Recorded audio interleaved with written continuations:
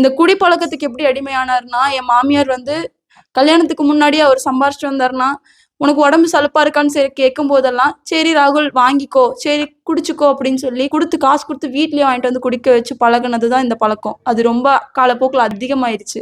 Marriage ஆனதுக்கப்புறம் நான் சொன்னேன், "அம்மா இது லைஃப்ல செட் ஆகாதும்மா. இப்படி குடிச்சு பழகாதீங்க" அப்படின்னு சொன்னதுக்கு, அப்ப நான் பழகுறேனான்னு மொத சண்டை என் மாமியாருக்கு எனக்கு இதனால தான் வந்துச்சு.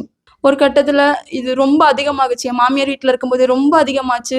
என் மாமியாரையும் மீறி கேள்வி கேட்கும்போது அவங்களையும் போட்டு சித்திரவதை பண்ணாரு. என்னையும் அடிச்சாரு. அது எல்லாமே அக்செப்ட் பண்ணிட்டு வாழ்ந்தேன்னா, ஒரு கட்டத்துல சொல்லவும் தான் நான் இங்க வந்தேன். அது இப்போ இருக்க அதிகமாயி, ரொம்ப பிரஷர் ஆக ஆரம்பிச்சு, ரொம்ப அடிக்க ஆரம்பிச்சுட்டாரு. நான் அதையும் அக்செப்ட் பண்ணிட்டு இருந்ததுன்னா, இப்ப பொங்கலுக்கு எங்க அம்மா வீட்டுக்கு வந்ததுக்கு அப்புறம் தான் இந்த பிரச்சனையே ஆச்சு.